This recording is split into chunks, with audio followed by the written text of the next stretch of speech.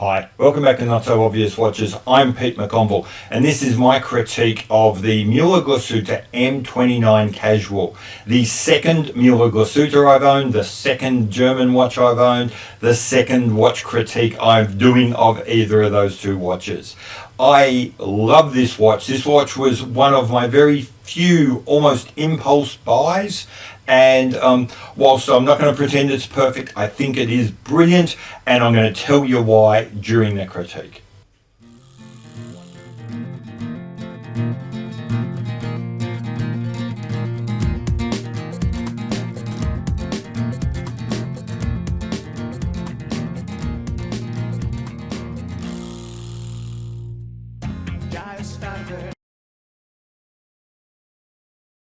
Okay, I always start these critiques with a bare bones description just so that we know where we're at and we're all talking about the same watch. Okay, so we're talking here about the Muhle Glashutte M29 Casual, reference number M1-25-72-NB. It's a sports watch and it's going to cost you around about $2,100 US. Was introduced in 2020 and is still in the catalogue. Okay, so now that we know we're talking about the same watch, let's now get into kind of an analysis and interpretation of what Muhle is trying to achieve here. Let's start with the brand. Muhle Glashutte is a family institution that's been around since 1869 in one form or another.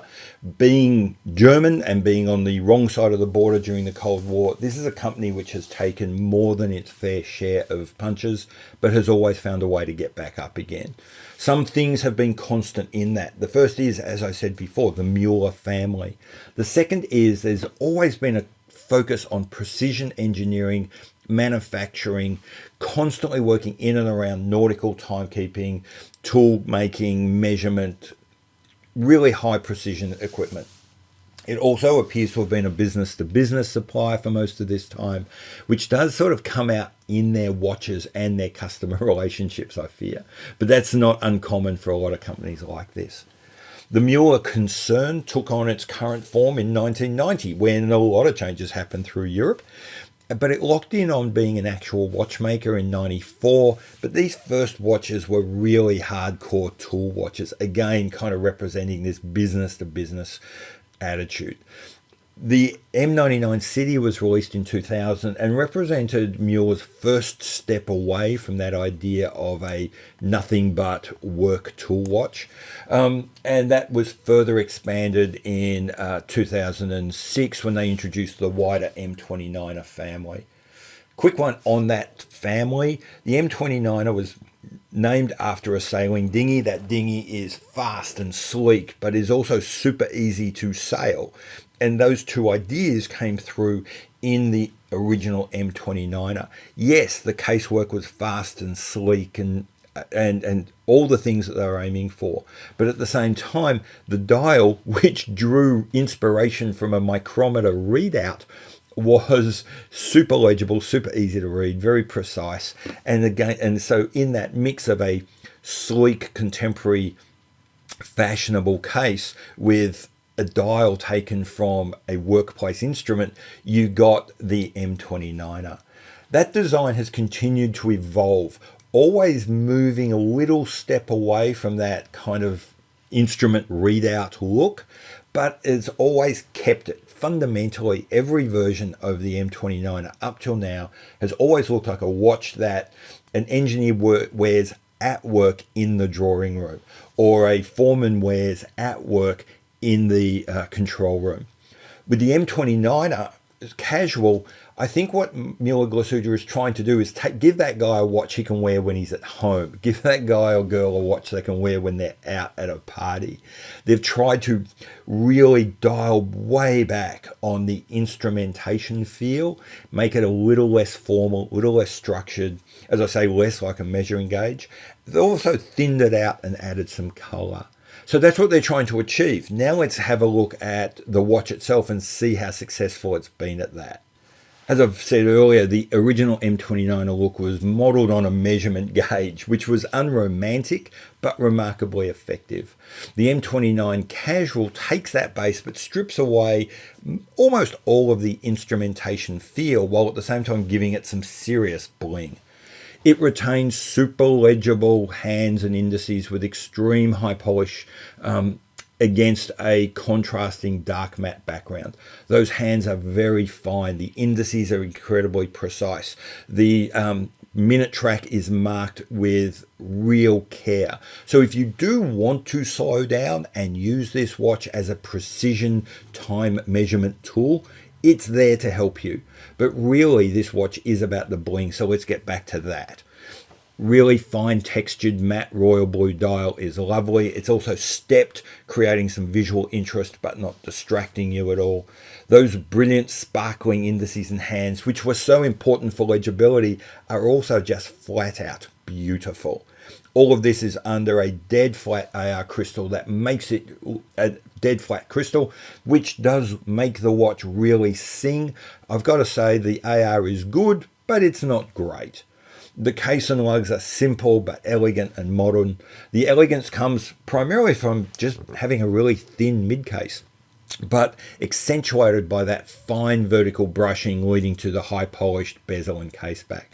The modernity comes primarily through those sheer sides and the 90-degree connections with the case back and the crystal. Even then, those sheer sides could lead you to having a kind of slabby look, but again, that is saved by the elegance, by its thinness, and by its finish. The crisp cut lugs and guards look sharp, chiseled, and very contemporary. I do like the case back, and I do like the case back transition from the mid case, that sharp 90-degree turn.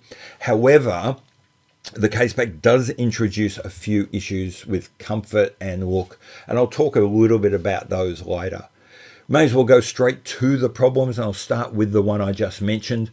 Look, the movement is nicely finished and it looks good through the caseback. However, it is dwarfed by the caseback. It is clearly a small movement in a large watch. I personally don't care that much, but I know that other people do. So knowing that, I really have to mention it. Other problems, if you're a loom pig, this watch is not for you.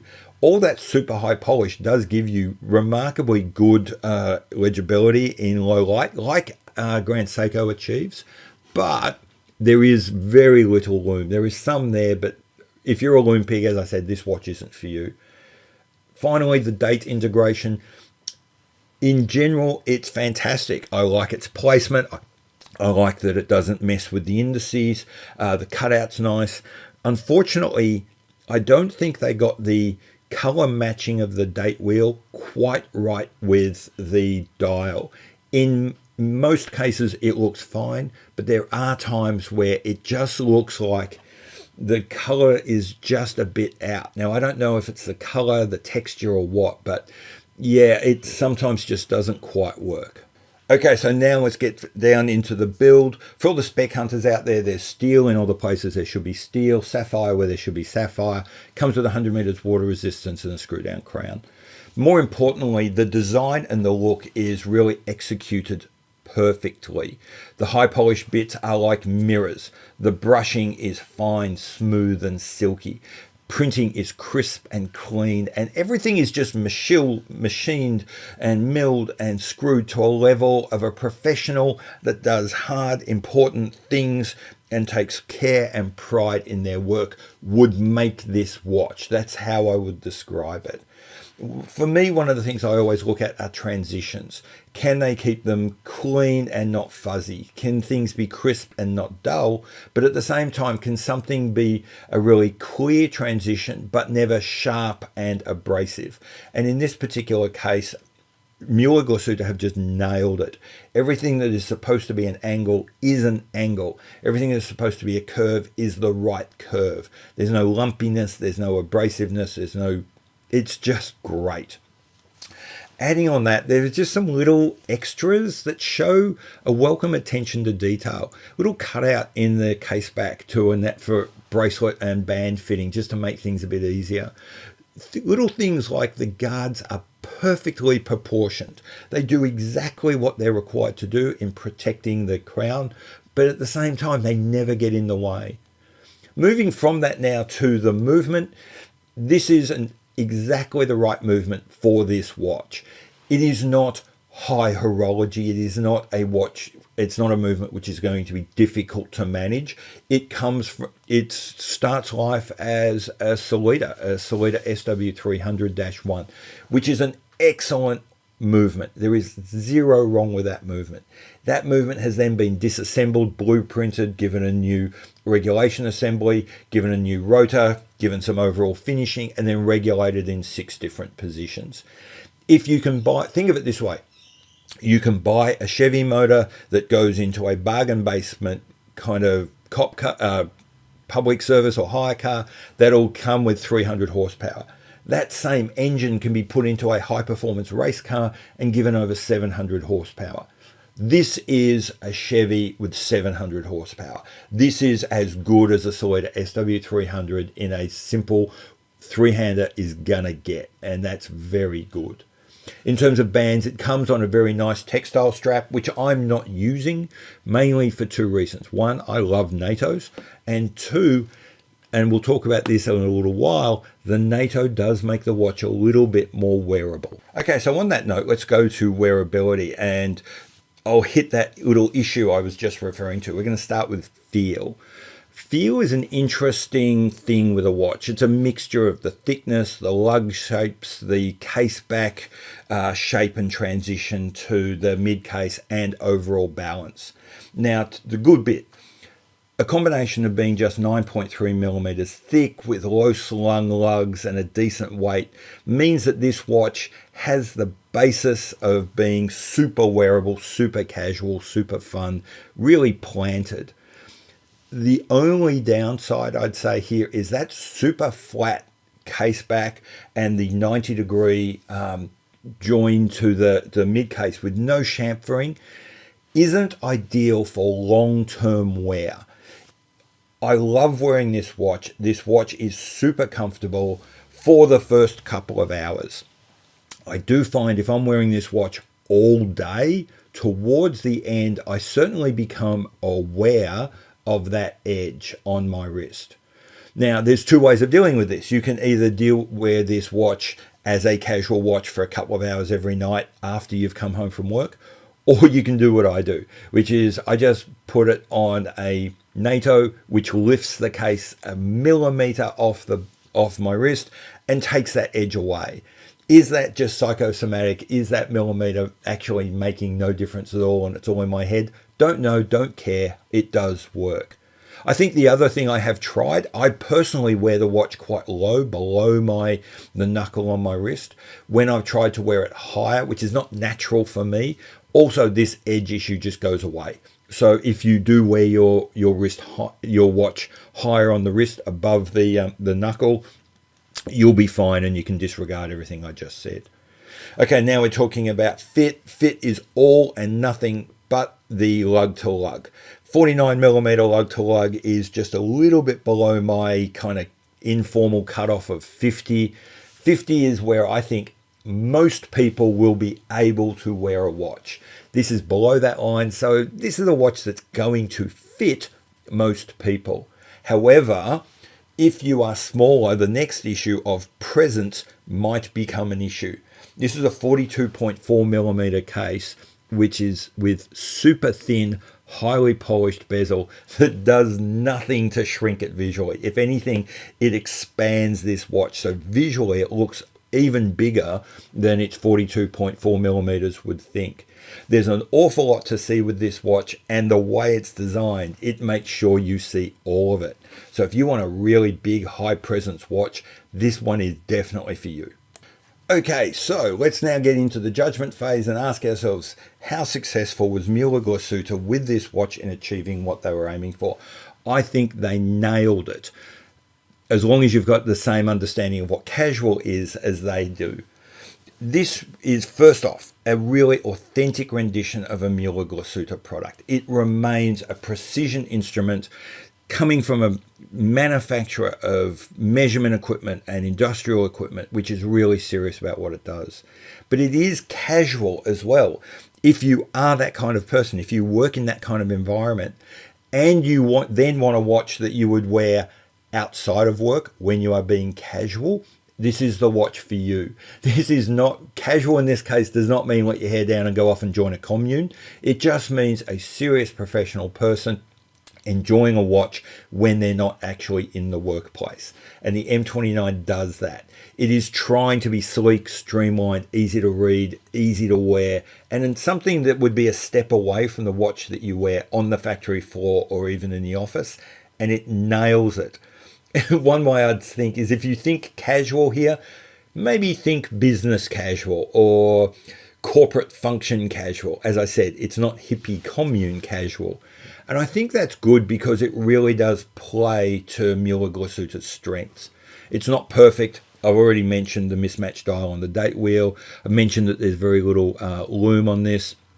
The case back to mid-case transition isn't the most comfortable in the long run. But as is often the case, these shortfalls are probably the result more of compromises made by the designer where the design has inevitably come into some sort of conflict rather than oversights or poor design. So the definition of whether this is a good watch or a bad watch, whether it's a good design or a poor design, isn't really about the choice, but whether the designer made the same choice that you would have. Take the loom, for example. I'm glad the designers made the choice to go with minimal loom and high polish. I think that makes the watch better. I'm glad they've gone with the case back design they have and that very architectural, very severe look. I think it really nails the look, and given that we are aiming at a casual watch, not one that you would wear each day, every day, I think that was a smart compromise. So all in all, I've highlighted these as potential weaknesses, but I can understand why those are there, and I'm not necessarily upset with the watch for having those issues. Okay, finally, let's talk about price. In Australia, this watch would cost you $2,850, and that is exactly what I paid for it, noting that includes GST. And I paid that happily. I think this watch is brilliant. It is a unique and high quality design. There is real obvious thought gone into this. And then that design has been executed to a truly incredible level. So all in all, as I said, I had zero issue with paying this, and I wouldn't see why anyone else would. So that was it. That's my critique of the Muhle Glashutte M29 Casual. A brilliant watch, not a perfect watch. This watch has really made me think about the idea of compromise, has really made me think about the idea that maybe a perfect watch not only isn't possible, but even isn't desirable, because the only way you can even think about perfection is in making no compromises. And I'm not sure if a watch that makes no compromises at all can actually be trying to achieve a great deal. So yeah, this, for me, the glory of this watch is perhaps because of its imperfections, is perhaps because that it's reached for things which perhaps can't be achieved. Anyway, that's my take on this watch. I absolutely love it. I've been Pete McConville. This has been Not So Obvious Watches. If you enjoyed this video, even if you didn't, like and subscribe, and you'll see more of this and lots of other content as well. See you later. Bye.